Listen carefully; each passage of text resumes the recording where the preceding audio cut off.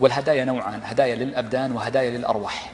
فهدايا الأبدان هي ما يعطاه من الأشياء المحسوسة، وأما هدايا الأرواح فهي الدعاء. وكل من أهدى لغيره هدية بدن أحبه، وكل من أهدى لغيره هدية لروحه أحبه.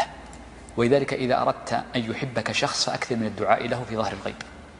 ما أكثر أحد الدعاء لأخيه في ظهر الغيب إلا أحبه.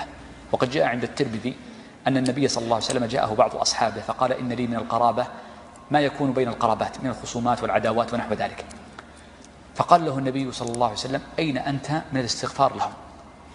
فإذا استغفر امرؤ لأخيه المسلم ولو كان بينهم عداوة أو منافسة أو غير ذلك من الأمور، فستجد أن الثاني قد شرح الله صدره لك وأحبك، وألان الله عز وجل قلبه، فأوقع الله في قلبه شيء الكثير. ويدل على هذا المعنى أيضا قول النبي صلى الله عليه وسلم: خير ولاتكم الذين تحبونهم ويحبونكم وتصلون عليهم ويصلون عليكم.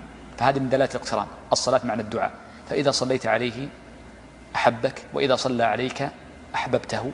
وهذا يدلنا على تلازم الدعاء مع المحبة. فإذا كان بين المرء وبين آخر ضغينة أو عداوة أو منافسة على أمر الدنيا فليكثر له من الدعاء، أكثر من الدعاء لأخيك الذي بينك وبين ضغينة. ستجد أن ما في قلبك زال، وما في قلبه من الله قد زال.